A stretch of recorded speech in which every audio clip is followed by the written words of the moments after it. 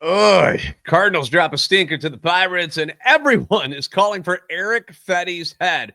Plus, we do have some positive news, some big news, good news about top prospect J.J. Wetherholt. This is Locked on Cardinals.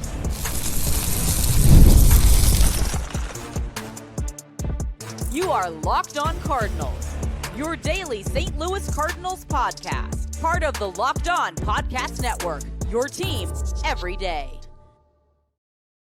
Hey there, Cardinals fans. I'm JD Hafford, and I'm your host for Locked on Cardinals, part of the Locked on Podcast Network, covering your team every day. You can follow me on X at JD Sports Radio, the podcast available on X as well at LO_Cardinals. We're on YouTube, TikTok, Instagram. Look for Locked on Cardinals. You'll find us. This is a show serving Cardinal Nation and giving the best fans in baseball all of the info about the birds on the bat. Today's episode brought to you by FanDuel. Right now, new customers can get $150 in bonus bets when your first $5 bet wins. If you bet on the Cardinals on Monday, you were a loser. Just like our Cardinals, yeah. After a weekend that brought so much promise to people's lives, made us all feel real good about ourselves. We were like, yeah, we're back. How quickly things can change after the Cardinals get embarrassed in Pittsburgh after running into the buzzsaw of Andrew Heaney and Spencer Horowitz. That's right. You know those guys, right? No? Oh, you didn't know that dynamic duo in Pittsburgh. Oh, well, you're not alone. Most people don't, and that's because normally those two guys are not dominating teams like they did the Cardinals on Monday night, but that is what happened. The Cardinals showed up in Pittsburgh to face a Pirates team that, granted, just blasted the doors off the New York Mets, outscored them 30-4 in a sweep over the weekend. And I warned you yesterday that giving a team like that confidence, it can go a long way. Normally, the Pirates are not a really good hitting team. Normally, the Pirates, outside of guys like Paul Skeens and Mitch Keller, aren't a great pitching team. But things have come together quite well for them in the last 4 days, and the Cardinals were just the next team to get kicked in the teeth by them. Did have some people saying this is has to do with Dave Parker's passing and the spirit of Dave Parker, and they're feeling inspired by this. Maybe that has something to do with it. It was sad to learn of Dave Parker's passing, of course. But the Pirates are playing inspired ball, man. Andrew Heaney had the boys baffled at the plate, soft contact, swinging at balls out of the zone. It was rough to watch. It was not a whole lot of fun. And it's, another soft tossing pitcher that the Cardinals just can't seem to figure out. And what makes it sting even more is that it's not like Heaney has been doing this to everybody over the season. He's had some good games this year, don't get me wrong. But his previous 2 games, he got destroyed by the Tigers and the Brewers. 7 runs in each of those games. Like, they just manhandled him. And then the Cardinals come in, and watching them just get bedazzled by what he was tossing up there after hitting so well in Cleveland too, was very, very frustrating. It was not enjoyable. The Cardinals managed just 4 hits on the night. They were getting no hit by Heaney until Victor Scott's single in the 6th inning. Outside of that leadoff walk to Brendan Donovan, which I kept forgetting about and kept tweeting last night about how it was like a perfect game. Apologies. I kept forgetting that Brendan Donovan walked the lead off the game. The Cardinals didn't have a base runner until Victor's base hit. So give some credit to Heaney, who was quite crafty. The sinker was really dancing last night. Normally it averages 31 inches of vertical movement. Monday, he was getting 34. That's a big difference, guys. How big is 3 inches? How big of a difference can that make? Led to a lot of the soft contact. Sometimes the pitchers are just on. And, I mean, we've seen it. Just flip the script, and we've seen it where Miles Michaelis, notoriously a very hittable guy over the last few years, will go out and throw some absolute gems out of nowhere. That's what the boys got from Heaney on Monday. So they got really, really good Andrew Heaney on Monday. My buddy John Frisch from Locked on Angels, we were talking about it last night on MLB Game Night, and he was like, this is what Heaney does. Like, he'll throw these incredible games, and you're like, oh my gosh, look at this guy. And then he'll get pummeled a couple times, and then he'll have a couple okay games, then throw another beauty, and then he'll get pummeled again. It's just kind of what he does. Cardinals happen to be in the way of the really good game for Heaney. Pitching side of things for the Cardinals, it was another disappointing performance by Erick Fedde, who for the second time in as many starts gave up a leadoff home run to the opposition, which, obviously is very deflating. His last start, it was Ian Happ for the Cubs, which led to an 8-0 butt whipping.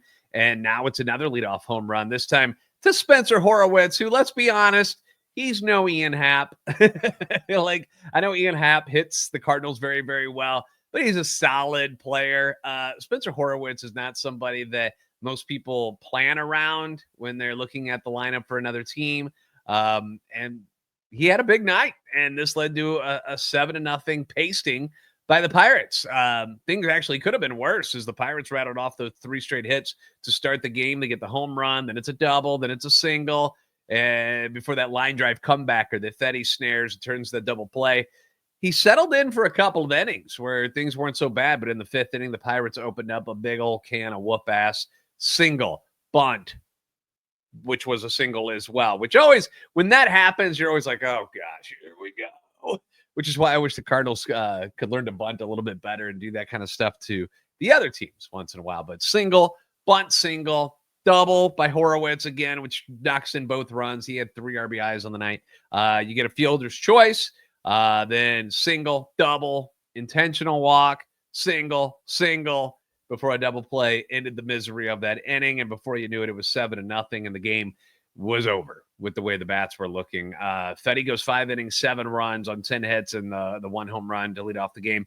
And if you were thinking to yourself that, wait a second, didn't Fedde just get creamed his last time out? You'd be correct. In his last 2 starts, he's gone just 8 2/3 innings, allowed 14 runs on 18 hits with 5 walks, 4 home runs, and 2 strikeouts. That's it. That is what we call one ugly-ass line. Now, before you crucify Fedde, because I know you want to, and everybody does, I get it, you start labeling him as the worst pitcher since sliced bread, please note that since the beginning of May, and before these last 2 very stinky starts, I know, Erick Fedde wasn't pitching all that poorly. Now, the metrics say that this was bound to happen, but I'm going to share some numbers with you and show you why that these games that in the last 2 that Fedde's gotten pounded on, it hasn't really been the norm. And the Cardinals are going to be relying on Fedde to turn it around in July. This is going to be imperative to what the Cardinals are going to be doing in the next couple of weeks. We will talk about it all coming up next on Locked On Cardinals.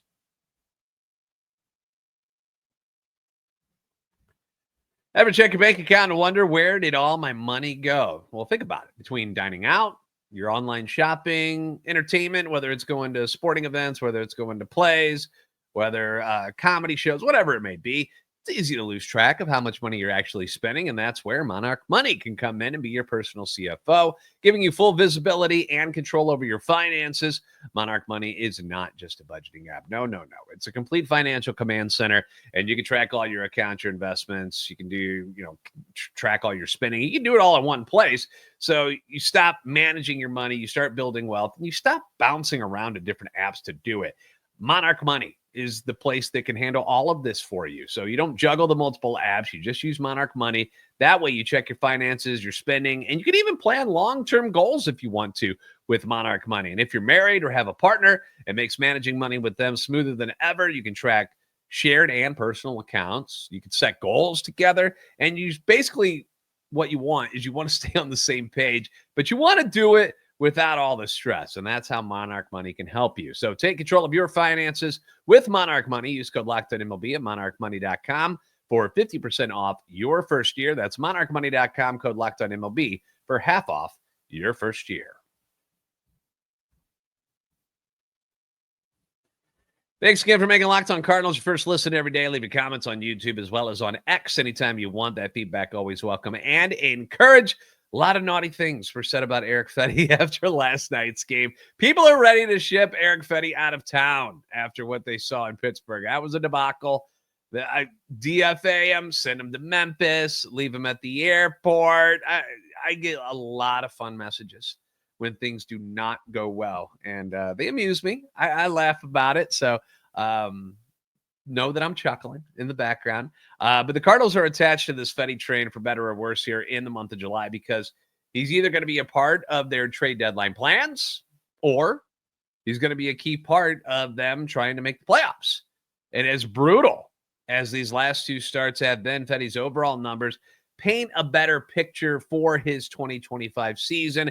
And before I get into this, I'm not trying to convince you that Erick Fedde is some Cy Young Award winning guy, that he's an all-star caliber guy. I'm not doing that. I'm just giving you some numbers for you to think about, and maybe you'll be a little nicer to what Erick Fedde is. See him for what he is supposed to be, not what you wanted him to be. Because from May 4th to June 19th, Fedde made 9 starts. Okay, so we're going to just kill off those last 2 starts that he just made. 9 starts, May 4th to June 19th. So 2 months, really. 5 2/3 innings is what he averaged in those games. So close to 6, which is the goal. ERA at 2.81. Now, the complete game shutout against the Washington Nationals helps immensely with those numbers. Just like really good games help, the really bad games make things look worse than they probably are. Heck, I mentioned yesterday how just 3 bad starts from Sonny Gray have made his numbers look way worse overall than he's really pitched. And again, I'm not trying to convince you that Erick Fedde is anything special. I don't believe he is. He's not. Erick Fedde is not a sexy pitcher. He does not strike out a lot of guys. He does not have amazing velo. His best pitch is a sweeper. Okay? So it's easy to see why he would fall out of favor so quickly with Cardinal fans. He's one of those guys that when he's doing well, you're like, well, he's supposed to. But when he gets killed, you're like, he is terrible because he just doesn't look like a guy that's supposed to be all that good in the first place. But for what, $7.5 million is what they're paying Erick Fedde this way. Very serviceable pitcher to have in your rotation. The Cardinals aren't a team that's going to go out and spend a lot of money and go line up for Cy Young Award winners. They're not going to go and pay Ohtani and Yamamoto and Sasaki and Snell and Glasnow. They're not doing that. Most teams are not doing what the Dodgers are doing. So the expectations that the Cardinals should have all of these God tier pitchers in their rotation, it's not real. It's not going to happen that way. And if you can find a guy like an Erick Fedde for $7.5 million to give you what he normally does, that's a serviceable pitcher. You want better. I get it. I wish there was somebody else who was better and available right now that isn't 22 years old and still making their way up through the minor league system. I wish that's what we had, but they're not ready to expose any of those young guys to the major leagues just yet. So Erick Fedde is what we're with. That's what we got. Just like we got Andre Palante, just like we got Miles Michaelis. These are the guys we have right now. Erick Fedde has had 4 really bad games this year. 6 earned against Boston, 7 earned against Milwaukee, last 2 against the Cubs and Pirates, which when you go back and you look, I hate that he's getting killed by our divisional opponents. Ugh, that's not fun. If you're going to get smoked by like a interleague team. Stop doing it in the division, right? But that's 27 of his 47 earned runs against coming in 4 of the 17 starts that he's made, which tells me on a positive side of things, you can look at it as a negative too, but on the positive side of things that 13 of 17 games, he's given you a pretty decent chance to win. The ERA in those 13 games at 3.21. If my math is correct. I believe it is. I used a calculator. And then 6 of those 13 games, he earned quality starts. Again, I'm not convincing you that he's a stud and that the Cardinals shouldn't strive to have better pitchers than Erick Fedde. I'm not saying that. But you got to find value out there if you're going to be a team that's not going to spend a lot of money. You know, if you're going to spend the way the Cardinals are spending, and it appears they're going to be spending for a little while, you have to find value in guys. You have to be able to find veterans who can give you decent starts and give you a chance to win more times than not. So finding value in an Erick Fedde at his price tag of $7.5 million, that's actually good business. It just sucks that he's gotten his butt kicked the last 2 games. And it sucks that you had to give up a fan favorite like Tommy Edman for him. And that's a stinger as well for fans, and I get it.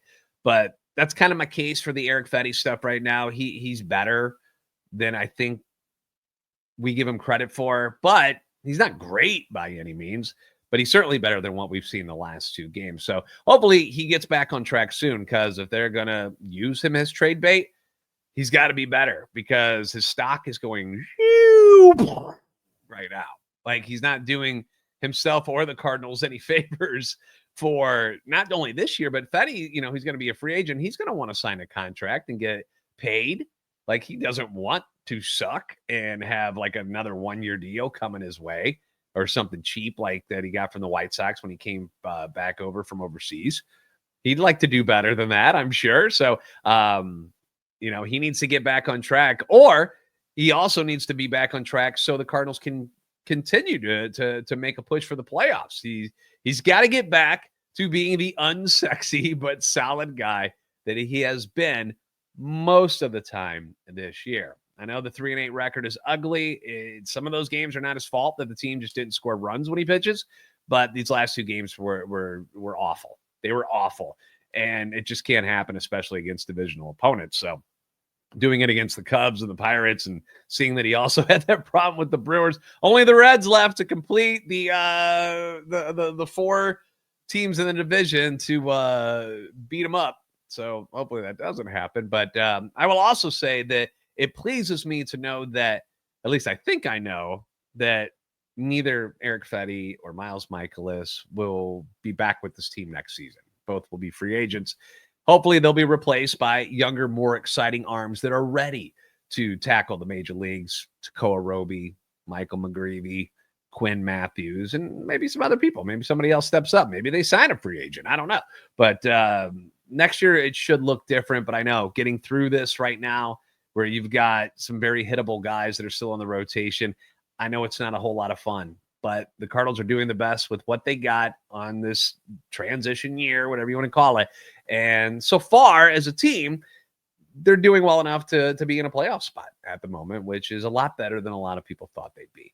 How about more positive news about Cardinals top prospect J.J. Wetherholt? Got some news about him. We'll talk about it next, coming up on Locked On Cardinals. Summer sports are in full swing, and whether you're all about baseball under the lights, golf on the green, high-stakes soccer action, football, not really that far off. I know it's July now. They're going to start the camps and stuff, and then boom, September will be here. And hello, football, college football will be back. So not too far off. FanDuel is going to be the best way to make every game even more exciting. You're already following the action, so why not make it more thrilling? Why would you settle when you can have more fun?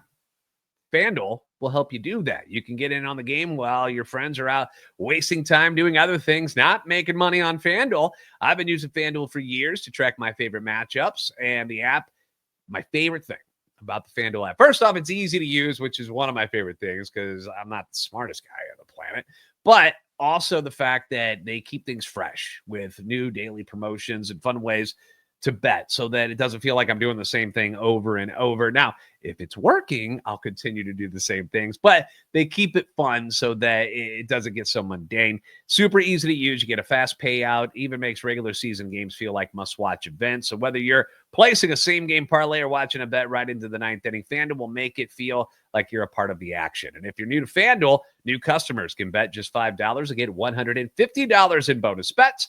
If your first bet wins, just open the FanDuel app today or visit FanDuel.com/lockedon to get started.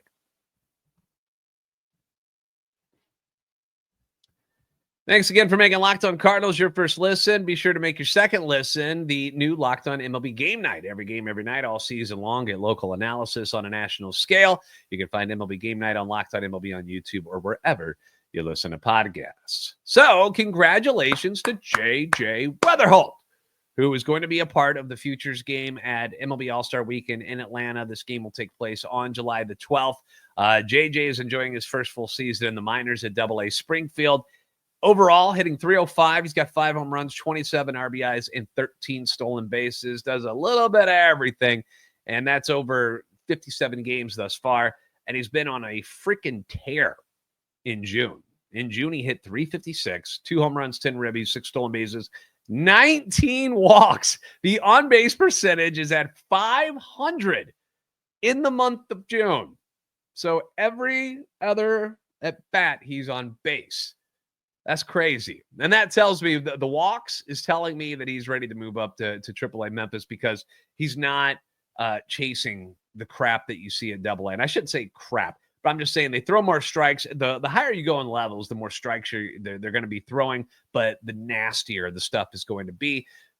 Lower levels tend to walk more people. They don't throw as many strikes, and they get people to chase more, which leads to bad habits.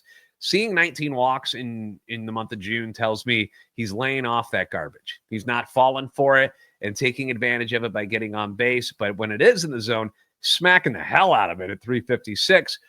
He's also leading the team to victories because, as Derek Gould pointed out, STLtoday.com, nice little thing that he put out there, that last year after he got drafted, he went on a tear where he hit 468, 15 RBIs in his final 11 games to lead Low A Palm Beach to the Florida State League title, which, cool, right? Now he's also led AA Springfield to the first half division title and guaranteed them a Texas League year-end playoff berth. That is being a leader. That's being a captain. That is, having a winning culture around you, that wherever you tend to fall to, that is where winning begins to start happening. And that is a great trait to have. When you talk about guys like Derek Jeter and people getting the arguments about, well, he was overrated and this and that, but just winning followed him with the teams that he was on with the Yankees. Like winning, it was just part of his DNA to be a winner.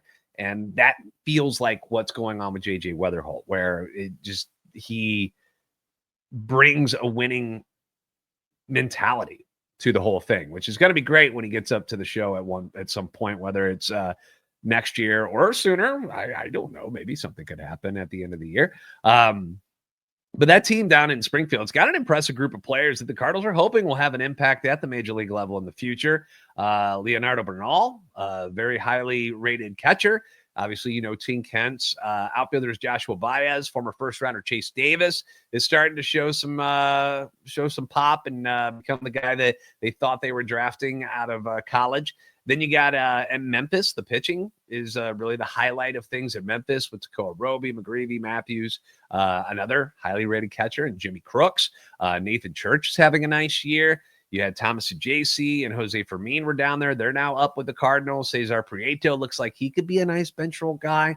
So it's a solid group coming up, and the Cardinals will obviously continue to try to add to that, and could be doing it as soon as the end of this month when they make a decision on whether or not they're going to sell some pieces away at the trade deadline. And, obviously there's going to be a lot of people interested in names like, hopefully Erick Fedde will be one of those names that people still wish to have on their teams. But Ryan Helsley, Phil Maton is a guy, although I'd like to keep him. His stock's pretty freaking high right now. So we'll see what they end up doing with some of these guys. Steven Matz, is that another guy that's going to be shipped out? I mean, his contract is expiring as well. But right now, as of today, on July the 1st, the Cardinals are trying to make the playoffs, and those guys are still on this team. And after last night's turd, again, I say this after every time they have one of these games where it just looks like nobody showed up, where it's just a zombie squad out there, you flush and you move on. Flush, wipe, move on. Get you a dude wipe and clean everything and get out of whatever that was that you saw last night, because Paul Skeens is coming to the mound tonight at PNC, and the Cardinals better be ready. The Cardinals have had a decent amount of success against him. It's a short career so far for Paul Skeens, but he's still such a special talent that expecting to continue to do well against him is probably wishful thinking. Eventually, he's probably going to get you. Let's hope it's not tonight. Let's hope it's not tonight, because the Cardinals could use a bounce back game after what we saw last night. And the series is on the line. If Paul Skeens beats them tonight, they're going to lose the series to the Pirates. And that is something that coming into the series, you're like, that's not even something I'm thinking about. But they're a hot team right now, and they showed it on Monday night. And now not only do you got to beat Paul Skeens, but you got to slow down the Pirates bats, who have just been mashing the last 4 games. Andre Palante will be assigned with that task, which Not a great matchup, I'll be honest with you, considering opponents are hitting 260 against Andre this year. That is the 12th highest batting average against among starters in baseball. Against a team that is hitting everything right now. Fedde, by the way, right next to him now at 258. Matthew Liberatore in the top 20 as well. Opponents are hitting 252 against Libby. I would not have guessed that, but not going to be an easy task tonight. Got to take this one very, very seriously because we don't want to lose this series against Pittsburgh. Not in the division. That's a big no. Not to the last place team in your division. That can't and shouldn't happen. But you're going to have to get through Skeens to do it. So no easy task, but that is why they play the games. All right. Thanks for making Locked On Cardinals your first listen every day. Make your second listen. MLB Game Night. I'll be on there again tonight with John from Locked On Angels. We'll go through all the games in Major League Baseball. If you haven't given me a follow yet, I would love that. That would be great. Follow us on X at LO_Cardinals and at JD Sports Radio, TikTok and Instagram at Locked On Cardinals. Been seeing a lot more fans rolling through that TikTok. We get those short videos out there to you, and people seem to like them. So check that out. Obviously, like, subscribe on YouTube if you haven't already. You guys are the best fans in baseball for a reason. And I will see you next time on Locked On Cardinals.